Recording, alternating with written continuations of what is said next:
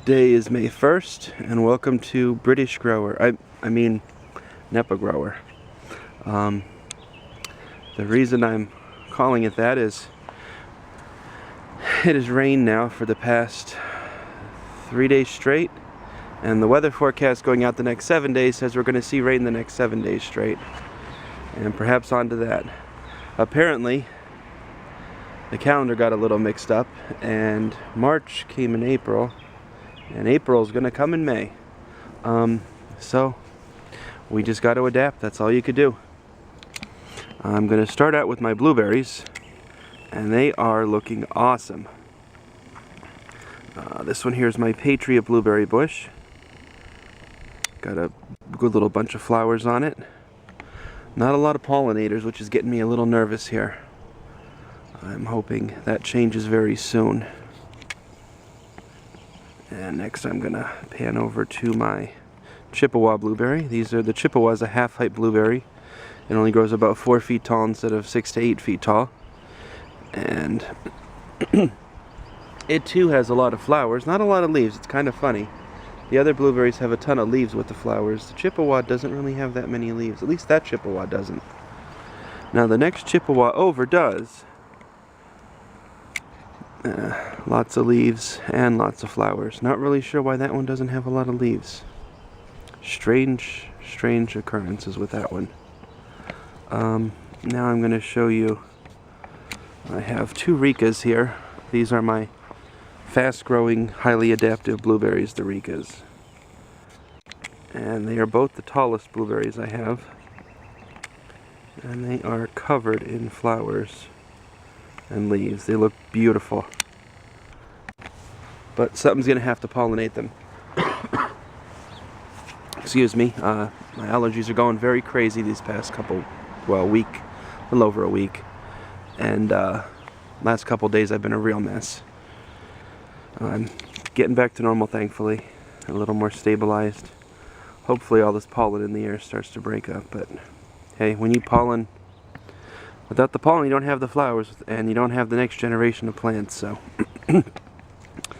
I'm just going to go with it. Now you're looking at my Elizabeth blueberry. This one is named after Elizabeth White, basically the mother of all blueberries, because she bred blueberries to basically be the blueberry that we get today out of wild huckleberry plants and blueberry plants. And that's looking good with flowers. And then I have my 4 Chandlers that I purchased. They were the first blueberry plants I purchased just because I saw how big they are. They're about the size of a nickel when you pick the blueberries. Lots of flowers. Ironically, this one Chandler here doesn't have a lot of flowers on it. I'm not really sure if it's... When I put these in, I didn't have everything figured out with the pH. I didn't have everything figured out with keeping the weeds away from them, so these 4 Chandler plants really suffered. Plus they got eaten down every year, so I'm not going to expect the world from them. If I get it, I'll be very happy. And this poor thing got eaten down 2 years in a row. And some dead wood on it, but there's a branch, and there are some, that branch is growing.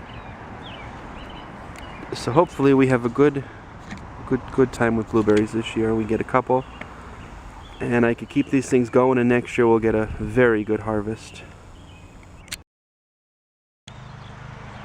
And now you're looking at my 3 rows. I'm not really sure what I'm going to do about the carrots. Carrots are on the right. If you look, I'm going to zoom in as close as I can. I don't see anything. I mean, I see weeds everywhere. The weeds are definitely taking over now with this rainy weather. It's getting very hard to get them out, because I think the ground is just now the way it wants to be, nice and moist, and they just keep coming back. I'm just going to have to keep hammering away at them. The problem is weeding in mud doesn't work very well. Now I'm going to take you to my latest work I've done. Excuse me. All the way in the back here. Don't know how well it's going to come out. Those little tiny plants you see in the back there, that's my Shanghai Pak Choi. I put those in, yesterday off the containers. I'm hoping that this is they're gonna work out. They're a little closer than they probably should be, but I just don't have any room for them left. And I don't know. It's a try. I know it's kind of, I'm sticking lettuce in a row, and then I throw pak choi, which is a cabbage, which is a brassica. But I have all my brassicas already filled in, so it's just kind of a mess, and I don't know how well it's going to work out, but gardening's an adventure, and we'll find out from there. Next, I have my romaine lettuce here. They've definitely put on some growth since last weekend, and I will say for sure that my red leaf has also.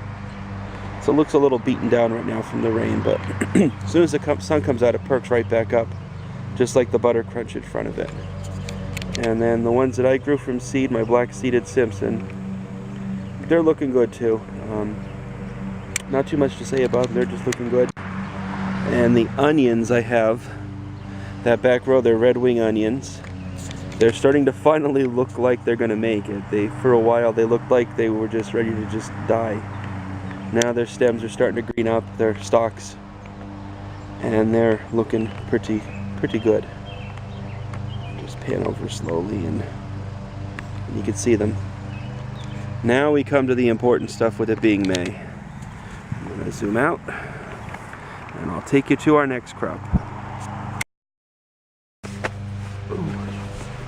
And I just got bit as a mosquito the moment I started recording. Always guaranteed to have good times in the garden. Okay, where were we? Back to the strawberries. These are the strawberries I'm growing under plastic right now. I want to see how well they do under plastic first, and we'll go from there. I'd like to move everything out from plastic to straw mulch. They're called strawberries, not plastic berries, so I think it'll be a good idea. Let's take a look up the line. Got a few flowers finally. Let me zoom in on one of my flowers I have that looks pretty nice. That's a good thing. And I've got a few that have got buds on them that are ready to go to flower, like that one there, and a couple further back. I'm really hoping we get a lot of strawberries this year. The management of them is going to be a lot easier the way they're being done this time. And I can't wait. I'm now going to pan over to our row number 2 of strawberries, which I'm going to be moving a lot of the plastic out today or tomorrow. I've got a raincoat finally, so that'll make it a little easier. And these strawberries are going to eventually get put under all straw. And if you're thinking, boy, they grow so much quicker under plastic, here's one in the straw. Well, it's kind of hard to see. Let me zoom in on it for you. With a flower. So that's a very good sign. I'm figuring I'm gonna try to keep account of the production of the ones under plastic and the ones under straw. And if they're even close, I think it might be time to move to all straw, mainly because the straw breaks down and it's nutritious for the soil. Plastic's not good for anything. It's not very nutritious for the soil or for you or me or the plants. And if we could move to all straw, it would definitely make this garden much more sustainable. Okay, the beans, I have got nothing coming up. Don't ask me why. I see no bean plants popping up at all. Wait, strike that. My bad. I didn't really notice. Not paying very good attention, am I? Okay, I have right about here, I see a bean just sprouting up. Yeah, that's definitely a bean. Not many though. Not sure why I'm having such a horrible time with seeding this year. The weeds are definitely giving me a problem here with this garden this year. I don't think I had weeds this bad last year. Here's the peas. I don't know what I'm going to do with this. It's definitely going to be a lot of hand weeding, I believe. I mean, I ran it with the double wheel hoe I have, with the weed sweeps. And I got as close as I could, which is why the other rows I think are much better looking. But the peas are going to be a little trickier because I got the fence for one thing. I'm not sure. Well, that's going to be a good one to figure out. You'll get to enjoy that little time of figuring out. I'm now going to move this over to our next section. These are our cauliflower, broccoli, and kale, and Walla Walla onions. And in the back we have Brussels sprouts. And I'm seeing weeds here too. Definitely a lot of weed seeds in here. So I'm going to have to start pulling the weed seedlings out. I'm going to have to try to figure out my trick for hitting these rows with the double wheel hoe. And then I'm going to weed between the plants. One of the nice things with putting a lot of space between each plant is you got that room to weed in between them. That will help a lot, I think. It's a whole nother ball game now with these. When I first put these in, especially like the Calabrese broccoli, if you go back to one of my previous videos, they don't look that good at all. I mean, they look like they were just hanging on to life. And they look very vibrant. They look like they're doing great right now. And the Romanesco further back also looks like it's doing very good compared to what it was before. And all the way in the back I could see standing up looking pretty good is the Brussels sprouts. The back two plants, that one and that one, looking pretty good also. I don't want to walk over because I'm just going to make the soil even more compacted and harder to get the weeds out. The kale in the back is looking good. Not much to really see there. And the Snowball X cauliflower is also looking much better than it did the day I put it in. So I think these have definitely established themselves now. And as long as I can keep the weeds under control.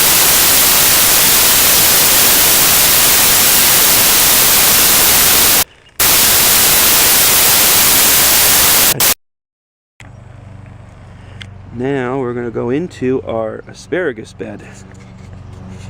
And don't ask me where that flower head came from, but it's just sitting there in the mud. I'm guessing one of my flowers I had here broke. That'll get cleaned up. I have a couple of spears coming up. These ones are really thin. I'm going to pretty much take that as a sign that that plant is picked out. And it needs to put these spears up, and it puts out like a fern. And the point of it is, this gathers energy from the sun for next year's harvest. You're usually not going to get a big harvest the first couple of years with asparagus. You get one or two nice big thick stems from each plant, spears from each plant, and then eventually they'll become really thin, like that one is. And basically what you do is you let that grow, and it'll put a couple more up, and they'll grow into like a fern. You'll see a bunch of these ferns, and you just let them do their thing. They'll collect the energy from the sun, put all the energy into the roots, and it will grow better next year than it did this year. At least that's the hope. That's the way the plant wants to do it. And it looks like all of my asparagus are pretty much in the same bed right now. Now the rhubarb is another story. Getting some crazy growth on some of these rhubarb plants. This one's in the corner, and this one's in the other corner. I'm getting seeds on the rhubarb actually. Well, actually it looks more like a flower stalk. I apologize for that, but there will be seeds once they get pollinated. I've never actually seen how that works with rhubarb, but first time for everything. I'm hoping if I do get seeds off it, I'll be able to keep them and maybe start a couple rhubarb plants from seed. So I don't know what I'm going to do with them. I only have a little space for perennials this year. Hoping to make the garden a little bigger next year, so we'll definitely get to see that. These two smaller ones, that one and that one, I started both of those this year, and they're looking